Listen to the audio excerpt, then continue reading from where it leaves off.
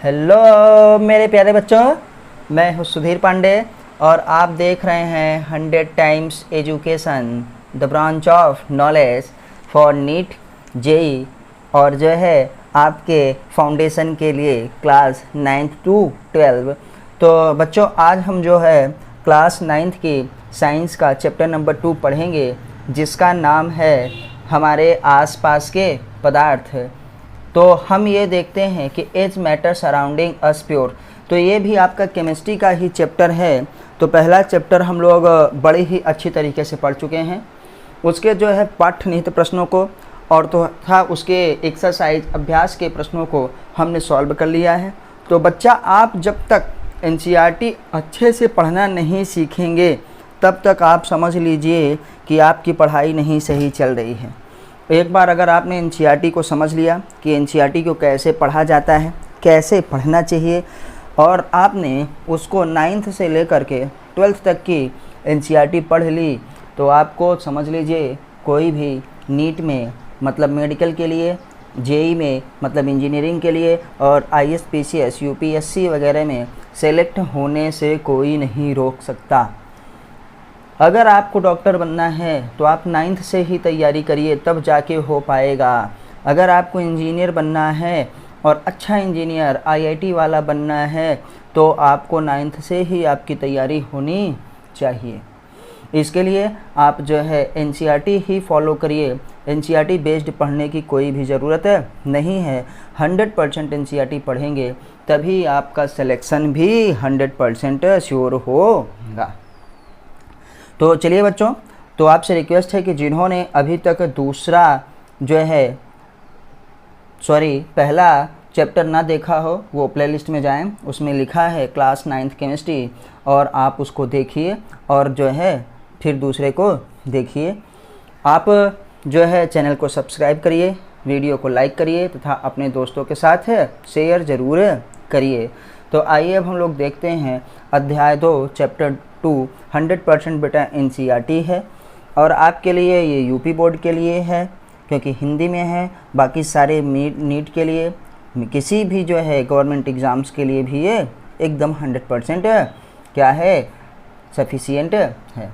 हम देखते हैं क्या हमारे आसपास के पदार्थ शुद्ध हैं, is matter around us pure. तो हम लोग अपने आसपास जो भी पदार्थ देखते हैं, बहुत सारी चीज़ों को हम देखते हैं, तो बेटा हमको ये देखना है कि क्या ये जो है शुद्ध है कि नहीं। तो आइए शुरुआत करते हैं कि एनसीईआरटी को पढ़ना कैसे है, फिर हम लोग नोट्स बनाएंगे। हम जान सकते हैं कि बाज़ार से ख़रीदा हुआ दूध देखिए, हमारे पास घी है जिसे मक्खन, नमक, मसाला, मिनरल्स जल न मिनरल वाटर या जूस शुद्ध है क्या। ये प्रश्नवाचक शब्द है। वो कह रहे हैं कि जो हम बाज़ार से ख़रीदते हैं दूध, घी, मक्खन, नमक, मसाला, मिनरल जल मतलब मिनरल वाटर जो हम बोतल वाला ख़रीदते हैं, जूस शुद्ध है। तो ये देख रहे हैं कि रसोई में उपयोग की जाने वाली कुछ वस्तुएं हैं, जैसे शुद्ध दूध लिखा है इसमें, शुद्ध घी लिखा है इसमें, शुद्ध नमक लिखा है इसमें। तो बेटा इसमें से कौन कौन सी ऐसी चीज़ें हैं जो शुद्ध हैं और कौन सी ऐसी हैं जो शुद्ध नहीं हैं, तो थोड़ा आइए और आगे पहले देख लेते हैं। क्या आपने कभी इन खाने वाले पदार्थों के डिब्बों के ऊपर लिखे शुद्ध शब्द का ध्यान दिया है? एक साधारण व्यक्ति के लिए, किसके लिए? साधारण व्यक्ति, जैसे हम लोग कॉमन लोग हैं, कि हम लोगों का मतलब होता है कि शुद्ध का अर्थ है कि पदार्थ में कोई मिलावट ना हो, जो है उसमें किसी भी प्रकार का मिलावट ना हो। लेकिन वैज्ञानिकों के लिए ये सभी वस्तुएं विभिन्न पदार्थों के मिश्रण हैं, अतः शुद्ध नहीं हैं। हम लोग कह देते हैं शुद्ध दूध, मतलब उस दूध में और कुछ मिला नहीं है। हम लोग कह देते हैं शुद्ध घी, मतलब उस घी में और कुछ मिला नहीं है। हम लोग कह देते हैं शुद्ध नमक, उस शुद्ध नमक में कुछ और मिला नहीं है। तो हमारे लिए बच्चा, हम लोगों के घर वालों के लिए शुद्ध का मतलब ही होता है कि उसमें कोई मिलावट ना हो। लेकिन एक वैज्ञानिक के लिए, एक केमिस्ट के लिए हमारे पास क्या है, ये चीज़ें क्या है, एक मिश्रण है, शुद्ध नहीं है। क्योंकि दूध भी बेटा आप देखेंगे तो किसी एक चीज़ से नहीं बना हुआ है। वैज्ञानिक के लिए क्या होता है कि शुद्ध उसी को कहेंगे जिसमें सिर्फ और सिर्फ एक ही जैसे अवयव पाए जाते हों और वो जो है अवयव एक ही पदार्थ पाया जाता हो और उन सभी पदार्थों के या उस पदार्थ के जो हमारे पास कण हैं वो सब रासायनिक रूप से समान हो, उसमें कुछ और ना हो। तो आइए देखते हैं। उदाहरण के लिए दूध किस किस का मिश्रण है बेटा? दूध भी शुद्ध नहीं है क्योंकि दूध में कई चीज़ें हैं। दूध जल का है, वसा का तथा प्रोटीन का मिश्रण होता है। तो एक आपका ये क्वेश्चन बन गया कि दूध किस किस का मिश्रण होता है। दूध में जल होता है बेटा, वसा होता है और प्रोटीन आदि का मिश्रण है। और यहाँ पे लिखा प्रोटीन आदि का मतलब उसमें मिनरल्स भी पाए जाते हैं, जैसे कैल्शियम हमारे पास हो गया, आपने सुना होगा कि दूध पीने से हमको कैल्शियम मिलता है। हड्डियों को मजबूत करना है तो दूध पीजिए, उसमें विटामिन भी मिलता है। तो आपको ये पता चल गया कि ये तो मुख्य रूप से है। दूध में क्या होता है बच्चा? दूध में पानी होता है और पानी में ही प्रोटीन घुला रहता है, पानी में ही वसा फैट घुला रहता है, पानी में ही जो हमारे खनिज मिनरल्स घुले होते हैं, पानी में ही विटामिन वगैरह घुला हुआ होता है और सब मिल करके वो दूध बनता है। क्योंकि अगर वो पानी के रूप में ना होता तो गाय भैंस या हमारी माताओं के क्या है, स्तन से दूध निकलता ही ना। अब आते हैं, जब एक वैज्ञानिक किसी पदार्थ को शुद्ध कहता है तो इसका तात्पर्य है कि उस पदार्थ में, याद रखिएगा, मौजूद सभी कण समान रासायनिक प्रकृति, देखो हमने पहले से किया है, समान रासायनिक प्रकृति के हैं। एक शुद्ध पदार्थ एक ही प्रकार के कणों से मिलकर के बनता है। तो आपसे पूछेंगे शुद्ध क्या है? शुद्ध हम उसे कहेंगे कि पदार्थ में मौजूद सभी कण एक समान रासायनिक प्रकृति के हैं। एक शुद्ध पदार्थ एक ही प्रकार के कणों से मिलकर बना होता है, ये आप जरूर याद रखिएगा। तो इसमें से बेटा घी हमारे पास हो गया, इसमें से जो दूध है ये दोनों क्या है, मिश्रण है। और नमक को अभी हम आपको दिखाएंगे कि नमक क्या है, कैसे शुद्ध है। अब आते हैं, जब हम अपने चारों ओर देखते हैं तो पाते हैं कि सभी पदार्थ, जब हम अपने चारों तरफ देखते हैं तो पाते हैं कि सभी पदार्थ, सभी का मतलब ज़्यादातर पदार्थ, यहाँ पे 100% सभी नहीं होगा, ज़्यादातर क्या होंगे बेटा, ज़्यादातर, मोस्ट, सभी पदार्थ नहीं, ज़्यादातर दो या दो से अधिक शुद्ध अवयवों के मिलने से बनते हैं। उदाहरण के लिए समुद्र का जल, खनिज जो हमारे पास मिट्टी से निकलते हैं और सॉइल आदि सभी मिश्रण हैं। तो समुद्र का जल भी, हमारे पास जो खनिज है और जो मिट्टी है बेटा वो भी मिश्रण है, क्योंकि इसमें दो या दो से अधिक शुद्ध पदार्थ मिले हुए होते हैं। तो हम मिश्रण किसे कहेंगे? दो या दो से अधिक शुद्ध तत्वों या यौगिकों से जो चीज़ मिलकर बनती है उसे हम मिश्रण कहते हैं। तो अब हम इसको बाद में देखेंगे। आइए अब हमने थोड़ा जो नोट्स बनाया है उसको देखते हैं बच्चा। एनसीईआरटी आप इसी प्रकार से लाइन टू लाइन पढ़िए और सिर्फ एनसीईआरटी पढ़िए, क्योंकि जितना पूछा जाता है सब एनसीईआरटी से ही पूछा जाता है, आपको एक्स्ट्रा पढ़ने की ज़रूरत नहीं है। आगे पढ़ने से पहले आपसे रिक्वेस्ट है कि प्लीज़ आप जो देख रहे हैं वो चैनल है 100 टाइम्स एजुकेशन। मैं हूँ सुधीर पांडे, आपका साइंस टीचर। आपसे रिक्वेस्ट है कि प्लीज़ चैनल को सब्सक्राइब करिए, वीडियो को लाइक करिए, अपने दोस्तों के साथ शेयर करिए और आप तुरंत अभी जो है वीडियो को लाइक कर दीजिए, क्योंकि नहीं तो बाद में आप भूल जाते हैं। शेयर भी कर दीजिए और आगे आइए वीडियो को देखते हैं। अध्याय 2, क्या हमारे आसपास के पदार्थ शुद्ध हैं? तो हम लोगों ने इसी में देखा था कि पदार्थ को बारे में हम लोग पहले चैप्टर में बेटा देख चुके हैं। अब हम लोग जो है दूसरे चैप्टर में पदार्थ को फिर से देख रहे हैं। तो पहले चैप्टर में पदार्थ को जब हम देखे थे तो पदार्थ का भौतिक स्वरूप देखे थे, फिजिकल क्या है हम उसको क्लासिफिकेशन के अनुसार देखे थे कि फिजिकल स्टेट क्या होता है पदार्थ का। उसमें हम देखे थे कि पदार्थ जो है मुख्य रूप से 3 अवस्थाओं में पाया जाता है। भौतिक में वाला उसे कहते हैं, जिसे हम कहते हैं ठोस, द्रव और गैस।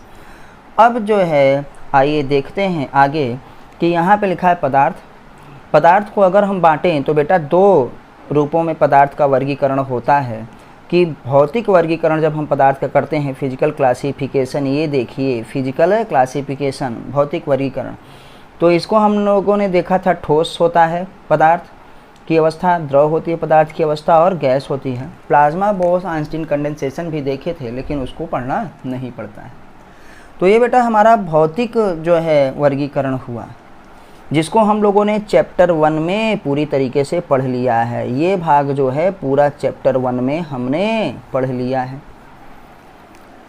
अब हम जो है आगे देख रहे हैं कि रासायनिक वर्गीकरण, पदार्थ को जब हम रासायनिक रूप से वर्गीकृत करते हैं, केमिकल क्लासिफिकेशन, तो पदार्थ बेटा 2 भागों में डिवाइड होता है, वर्गीकृत होता है। पहला क्या है? मिश्रण, और दूसरा क्या है? शुद्ध पदार्थ। ये आप कहिए शुद्ध पदार्थ और मिश्रण में। तो पदार्थ को जब वर्गीकृत किया जाता है रासायनिक रूप से, तो वो पदार्थ, कोई भी पदार्थ क्या होगा? या तो वो मिश्रण होगा या शुद्ध पदार्थ होगा। इसीलिए हम चाहें तो यहाँ पे आपको दिखा सकते हैं कि यहीं पे देखिए, ये हमारे पास है पदार्थ, रासायनिक वर्गीकरण करते हैं पदार्थ का, तो मिश्रण बन होता है या शुद्ध पदार्थ होता है, पदार्थ 2 रूपों का।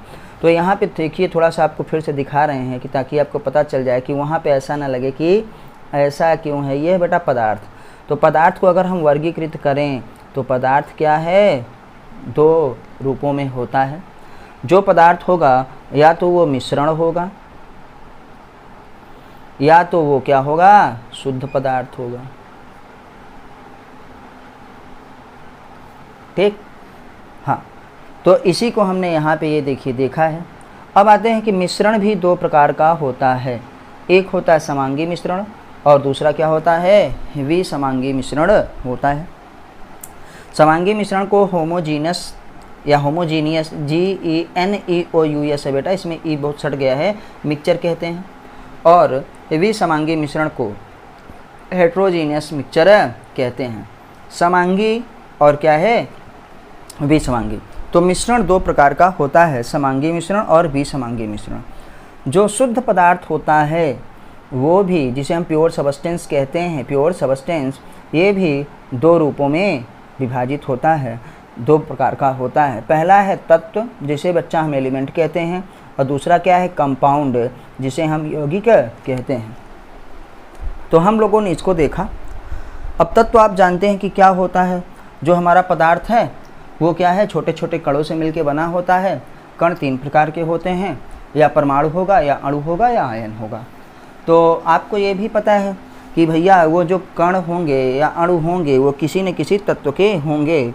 तो हम लोग जानते हैं कि 118 तत्व अभी हमारे पास हैं जो खोजे गए हैं। जो तत्व होता है वो पदार्थ का मूल रूप होता है, और उन्हीं तत्वों के संयोग से यौगिक बनते हैं, जब दोनों उन तत्वों का अनुपात निश्चित हो तो हम लोग बेटा अब अपने नेक्स्ट लेक्चर में क्या देखेंगे? यही अपने नेक्स्ट लेक्चर में देखेंगे कि आखिर हमको, ये पहला चैप्टर था और ये वाला जो पूरा भाग है ये हमारे पास कौन सा? ये वाला देखिए, इसी को हम लोग कहते हैं, ये है चैप्टर नंबर 2।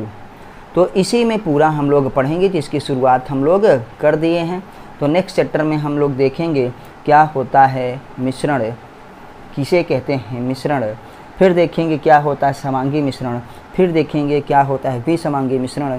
फिर देखेंगे क्या होता है शुद्ध पदार्थ। उसके बाद देखेंगे क्या होता है तत्व, और फिर क्या होता है यौगिक। यही बेटा पूरा डिटेल में पढ़ते पढ़ते हम लोगों का ये दूसरा चैप्टर भी समाप्त हो जाएगा। तो याद रखिएगा कि पदार्थ को 2 रूपों से हम लोग क्लासीफाई करते हैं, वर्गीकृत करते हैं। एक भौतिक रूप से और दूसरा क्या है? रासायनिक रूप से। तो भौतिक रूप से पदार्थ की 3 अवस्थाएं होती हैं बेटा, सॉलिड, लिक्विड और गैस। और रासायनिक रूप से पदार्थ 2 रूपों का होता है, या तो वो मिश्रण होगा या शुद्ध पदार्थ होगा। तो इसी को पढ़ेंगे। आप देख रहे हैं 100 टाइम्स एजुकेशन, और मैं हूं आपका टीचर साइंस का सुधीर पांडे। प्लीज़ चैनल को आप सब्सक्राइब करिए और वीडियो को लाइक करिए, अपने दोस्तों के साथ शेयर करिए। बेटा आपका सपोर्ट बहुत ज़रूरी है, ताकि हमको भी मोटिवेशन की ज़रूरत पड़ती है, हमको भी अच्छा लगे कि आप लोग हमारी वीडियोस को लाइक कर रहे हैं, और इसी तरीके से हम आपको अच्छी अच्छी वीडियोस ला के देते रहें। आपसे रिक्वेस्ट है कि बस आप 100% NCERT पढ़िए, बाकी किसी भी बुक के चक्कर में मत पड़िए। फिर मिलते हैं अगले वीडियो में हम लोग मिश्रण के साथ। तब तक नमस्ते, जय हिंद, जय भारत, वंदे मातरम।